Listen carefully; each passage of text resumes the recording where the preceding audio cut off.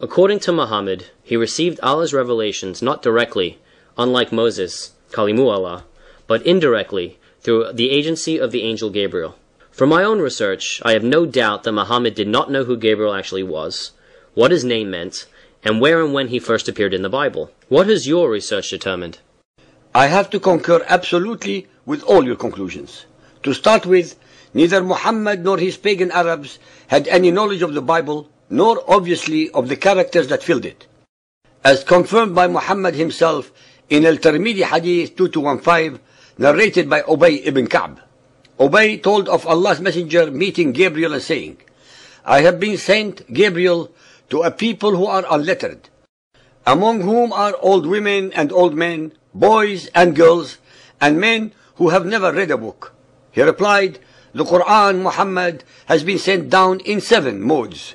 From our extensive research, we have shown and will continue to prove that this was the case, and that Muhammad's alleged revelations were based entirely upon stories that he had heard recited by rabbis, priests, or storytellers, especially during the Ukaz fairs, as well as from his wife Khadija and her Christian uncle Waraq bin Nawfal.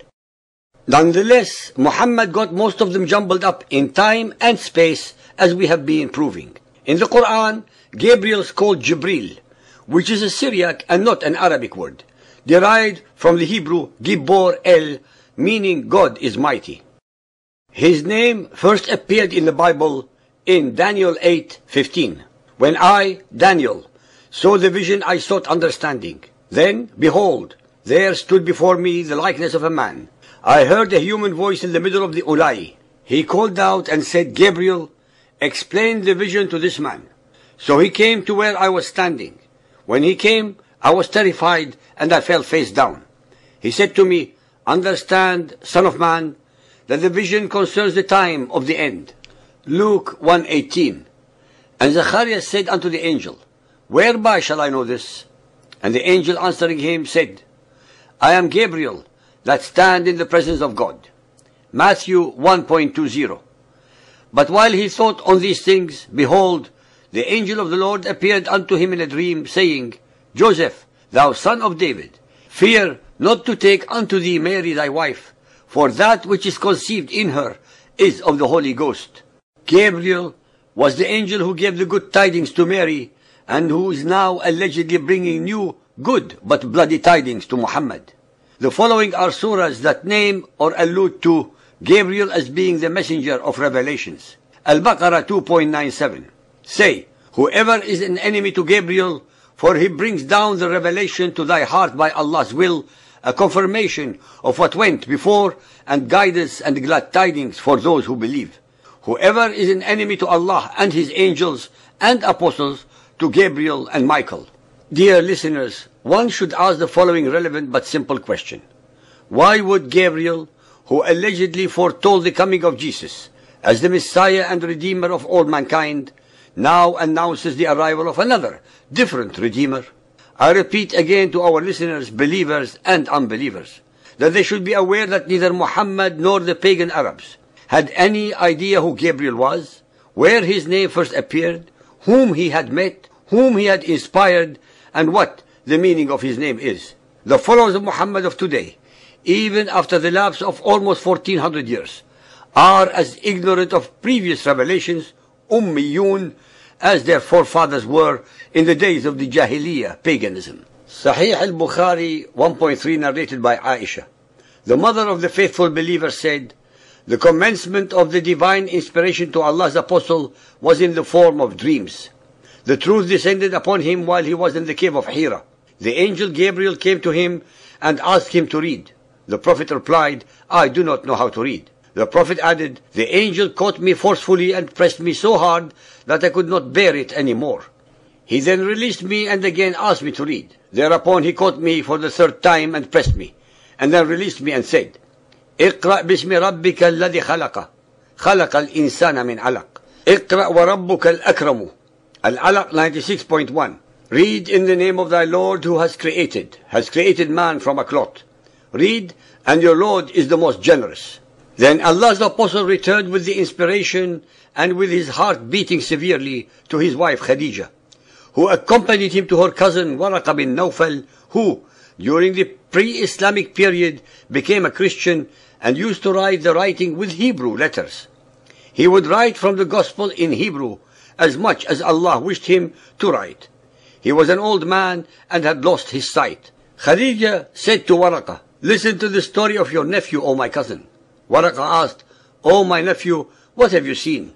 Allah's apostle described whatever he had seen. Waraqah said, "This is the same one who keeps the secrets, the angel Gabriel, whom Allah had sent to Moses." The most glaring difference between Gabriel's appearances to Zachariah and Mary, as compared to that with Muhammad, is the violence and intimidation in the latter vis-à-vis the peaceful and gentle ones with the former. With Zachariah and Mary, Gabriel introduced himself with assurances to both that they had nothing to fear, and then explained to them the purpose of his intercession. Not so in the story of his alleged encounter with Muhammad. In the case of Muhammad, Gabriel, without any introduction whatsoever, merely ordered Muhammad to read something that he, Gabriel, should have definitely known, being the angel of Allah, the All-Knowing, that the allegedly illiterate Muhammad could not read. Besides being an ignorant angel, he, contrary to his previous modus operandi, used physical violence against Muhammad to press his point. Moreover, if Waraqah were truly a Christian and well read in the Bible, he could not have ever said the stupid and untrue statements put in his mouth by the hadith writers, that Gabriel also appeared to Moses when in reality God spoke directly to Moses without the need of any intermediaries. Waraqah would have known that no angel ever came to Moses, and definitely not Gabriel. Like so many errors, falsehoods, misrepresentations and downright lies in the Quran, the ahadith had no choice but to follow suit. According to the ahadith reports, Gabriel was in constant and repeated touch with Muhammad, justifying every action and utterance through an ayah, verse, that invariably descended very conveniently after each event and not before.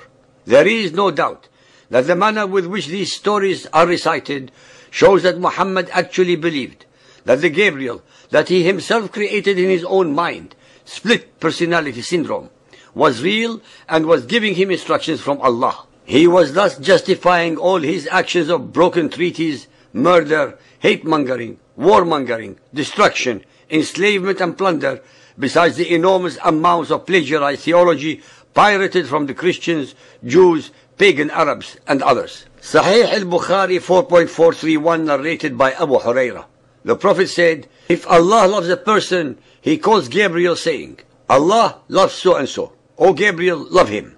Gabriel would love him and make an announcement among the inhabitants of the heaven." How could Muhammad have known what Allah does and does not do without having communicated directly with him, especially since Gabriel, according to all the records that we have available, did not inform him of Allah's private affairs? Sahih Bukhari Hadith 5.112 narrated by Abu Salama. Aisha said, "Once Allah's apostle said to me, 'O Aisha, this is Gabriel greeting you.' I said, 'Peace and Allah's mercy and blessing be upon him. You see what I don't see.'" Sahih Bukhari 5.373 narrated by Ibn Abbas. On the day of Uhud, the Prophet said, "This is Gabriel holding the head of his horse and equipped with war material." Throughout the Quran and Ahadith, Muhammad and his followers only won battles because of the support they received from thousands of angels against the vastly outnumbered victims of Muhammad. All these battles were unfair and one-sided, since Allah's hordes were supporting Muhammad and his followers. Ladies and gentlemen, contrary to what the Quran and Ahadith falsely assert, the angel Gabriel never appeared to any of the characters in the Torah, nor to anyone else in the Hebrew Bible except Daniel, and to Zachariah and Mary in the Gospels.